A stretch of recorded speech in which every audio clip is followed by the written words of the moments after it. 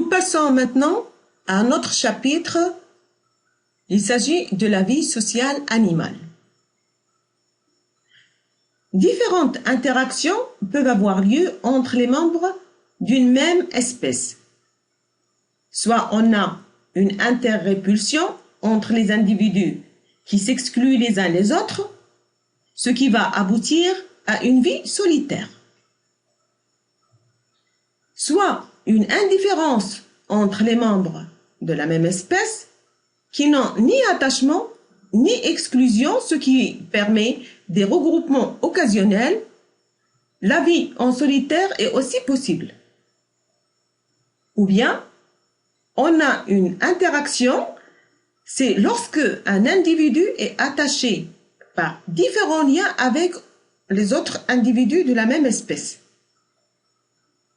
Ces attachements induisent à une vie solitaire.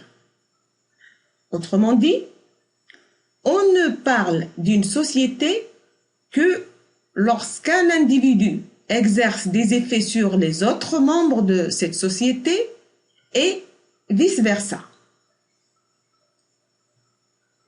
Alors, pour la vie solitaire, nous allons voir la vie solitaire et groupement d'animaux.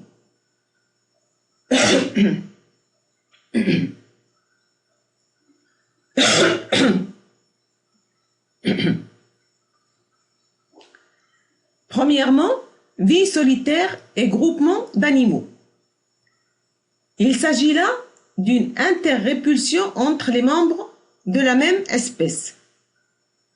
Chez les invertébrés, c'est le cas du grillon et certaines espèces de guêpes et d'araignées. Par exemple, si vous mettez deux grillons dans une même boîte, ils vont rapidement se battre jusqu'à ce que l'un soit tué, parce qu'ils ne peuvent pas coexister dans le même endroit. Chez les invertébrés, parmi les oiseaux, on peut citer le cas du rouge-gorge qui attaque tout autre rouge-gorge qui s'introduit dans sa cage. Donc celui qui est propriétaire de la cage, il va attaquer l'autre s'il n'y a pas une grande différence de taille. Chez les mammifères, plusieurs espèces vivent en solitaire toute l'année, sauf à la période de reproduction, comme le cas de la panthère dont on a parlé avant. Les foules maintenant et groupements incoordonnés. Les membres d'une espèce sont indifférents les uns des autres, mais ils semblent de temps en temps se rassembler occasionnellement selon les conditions du milieu, comme les cloportes qui se regroupent sous les cailloux à la recherche de l'obscurité et de l'humidité, ou les grenouilles qui cherchent la fraîcheur lors des périodes sèches. Ils forment ainsi des foules éphémères qui se dispersent quand les bonnes conditions sont très importantes et sont étalées sur des grandes surfaces. On a ainsi l'exemple des chauves-souris qui habitent des grottes où les femelles mettent bas. Les petits restent tous dans la grotte alors que les parents vont chercher leur nourriture la nuit et reviennent au lever du jour pour nourrir n'importe quel petit, puisqu'il n'y a pas d'empreinte parentale. Donc, c'est comme une nurserie, il n'y a pas de différenciation entre les différents petits. Il y a également le rassemblement du sommeil, comme chez les hirondelles et les guêpes, halictes par exemple. Le jour, ils se séparent pour se nourrir, et se rassemblent pour passer la nuit sur un même arbre ou buisson. Pour les rassemblements coordonnés, il n'y a pas de leader, c'est-à-dire il n'y a pas de chef, mais ils ont une coordination de déplacement, de mouvement, etc. L'exemple chez les poissons, ce sont les bancs qui forment lors de leur déplacement, comme ce que vous voyez sur la photo en haut à gauche. Mais quand ils se reposent, ils se dispersent, c'est ce que vous voyez sur la photo en haut à droite. Lors de leur déplacement, entre un poisson et l'autre, il y a une distance interindividuelle qui est différente d'une espèce à l'autre et qui est toujours respectée. Ainsi, si l'un des poissons qui se trouve dans le premier rang change de direction, tous les autres s'alignent sur la même direction. Par contre, quand ils se nourrissent ou ils se reposent, ils ne respectent plus cette distance. Chez les oiseaux et les mammifères migrateurs, pareil, il n'y a pas de chef lors de leur migration. Celui qui se trouve en tête, par exemple l'oiseau qui se trouve à la pointe du V lors du vol migratoire, la photo en bas à gauche, dès qu'il se fatigue et diminue la cadence, un congénère qui se trouve à côté prend le relais et ainsi de suite. Et c'est pareil pour les gnous qui migrent, et c'est ce que vous voyez sur la photo en bas à droite. Deuxièmement, les familles monogames. Et on va voir d'abord les familles monogames isolées. Le groupe dans ce cas est composé par un mâle, une femelle et leurs petits de l'année. Chaque famille vit séparément et loin des autres familles et dans ce cas, chaque famille possède un territoire très important, ce qui fait que les familles sont très espacées. Chez les oiseaux, les passereaux, ce sont des couples instables. Ils forment des couples pendant la période de reproduction et se séparent durant toute l'année. Et ce sont de nouveaux couples qui se forment lors de la période de reproduction suivante. Les oies et les cygnes forment des couples stables toute la vie. Pour les cigognes, le couple se sépare lors de la migration et se retrouve dans le même nid, mais ils ont une reconnaissance du nid et non pas de leur partenaire. Chez les mammifères, les singes, par exemple les gibbons et les calécébus, ils forment des couples stables qui peuvent avoir un bébé au cours des 2 à 3 ans. Arrivé à maturité sexuelle, le petit et surtout le mâle quitte la famille et devient errant à la recherche d'une femelle pour former un nouveau couple. Pour le groupement de familles monogames, la famille, dans ce cas, est incluse dans un groupe de familles. C'est le cas des fous.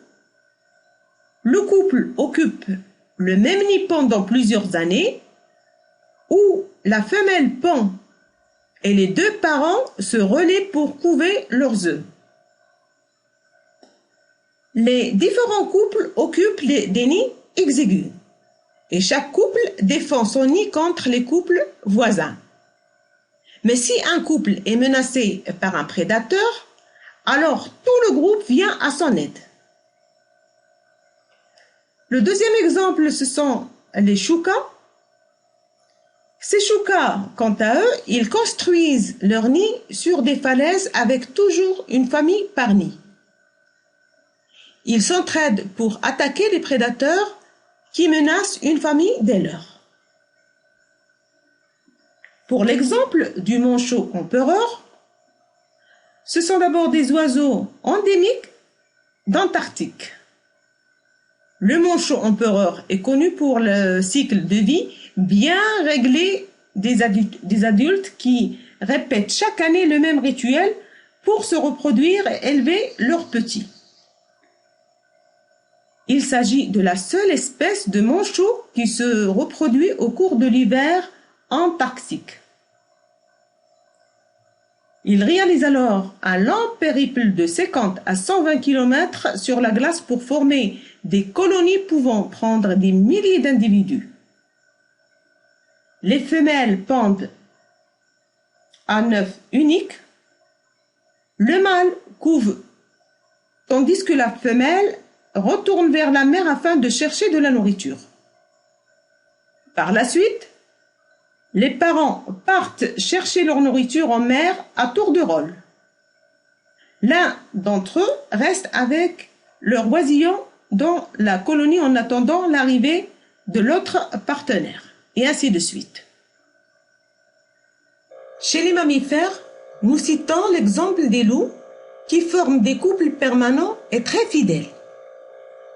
Si la femelle meurt, c'est le mâle qui s'occupe de la descendance sans prendre aucune autre femelle pour partenaire sexuel. Les loups vivent en petits groupes à la structure sociale bien établie, qu'on appelle des meutes.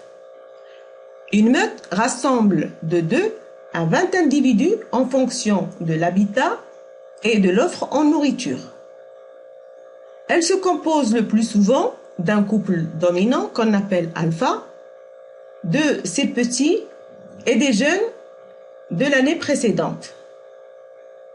Dans une meute de loups, il règne une hiérarchie claire. Le couple dominant se trouve au sommet et détermine les principales activités de la meute, comme la chasse, la défense du territoire et les déplacements locaux. Arrivé à l'âge adulte, d'1 ou 2 ans, les jeunes s'éloignent de la meute et parfois ils peuvent y revenir temporairement. Mais normalement, ils demeureront solitaires jusqu'à ce qu'ils aient trouvé un ou une partenaire avec qui fonder une nouvelle meute. Troisièmement, société de mammifères polygames. Dans de telles familles, mâles et femelles ainsi que les jeunes vivent ensemble sur des îlots toute l'année. Lors de la période de reproduction, les mâles adultes se battent pour la possession d'un territoire et d'un harem qui peut contenir plusieurs femelles. Les mâles sont sexuellement matures entre 3 et 4 ans, mais s'accouplent rarement avant l'âge de 8 ans. Pourquoi? C'est parce qu'il y a des compétitions pour les femelles. Une fois assez gros pour maintenir un harem, en tenant les autres mâles à l'écart, le phoque s'accouple avec autant de femelles que possible. L'exemple des ongulés, ce sont les cerfs. Les animaux vivent en harde de type matriarcal. En effet, les femelles de tout âge et les jeunes mâles forment un groupe dirigé par une vieille biche. Mâles et femelles vivent séparément de décembre à août et se retrouvent pour une période de reproduction qui s'étale en Europe tempérée de septembre jusqu'au mois d'octobre. Les mâles se livrent une bataille vocale en émettant des brames. Le mâle dominant avertit ainsi les femelles réceptives de sa présence, intimide ses concurrents potentiels et défie les autres mâles qui s'aventureraient sur son territoire. Il devient particulièrement agressif à ce moment-là et en cas de rencontre avec un autre mâle, après une phase d'intimidation, les deux adversaires vont mener un combat très violent. Ces combats peuvent conduire à l'abandon ou à des blessures assez graves, voire la mort par épuisement des deux cerfs s'ils restent coincés par leur bois emmêlé. Seuls des mâles de puissance et de ramure comparables s'affrontent de la sorte. Souvent, les jeunes qui sont moins forts, s'éloignent sans arriver au combat et forment une horde de mâles adultes éloignés de la horde des femelles avec le mâle dominant. Parfois, on peut trouver un très vieux mâle qui vit seul en compagnie d'un jeune qu'on appelle page. Cette structure, on la retrouve chez les bouquetins, les mouflons, etc.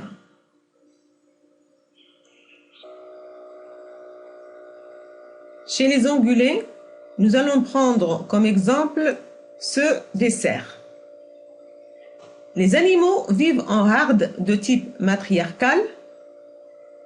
Les femelles de tout âge et les jeunes mâles forment un groupe matriarcal dirigé par une vieille biche. Mâles et femelles vivent séparément de décembre jusqu'au mois d'août et se retrouvent pour une période de fécondation qui s'étale en Europe tempérée du 15 septembre au 15 octobre. Les mâles se livrent une bataille vocale en émettant des brames.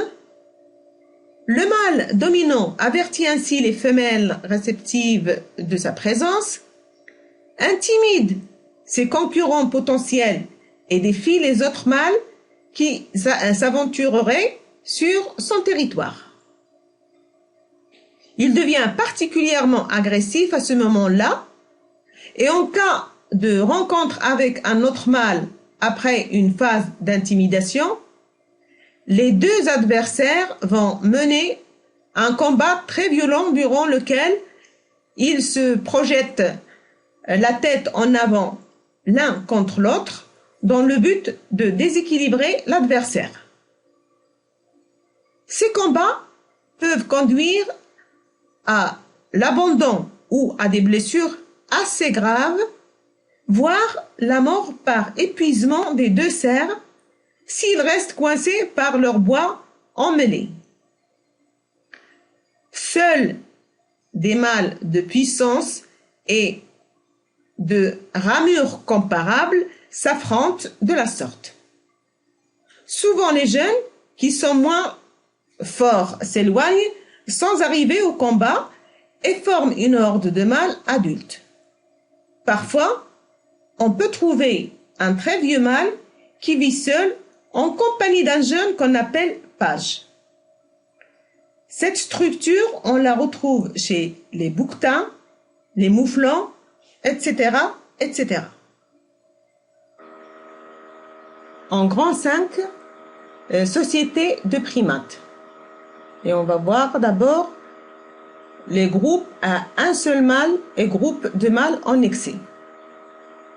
Dans ce type de société, on rencontre également des femelles de tout âge et des jeunes mâles qui forment un groupe guidé par un mâle dominant. Les autres mâles adultes sont évincés et forment une horde de mâles en excès. Le mâle dominant tolère un jeune mâle adulte qu'on appelle satellite dans son groupe. Mais il lui interdit de s'accoupler avec les femelles de son propre harem et l'aide à acquérir des femelles des autres groupes. On trouve cette structure chez les babouins hamadryas d'Afrique, des babouins geladas et d'autres.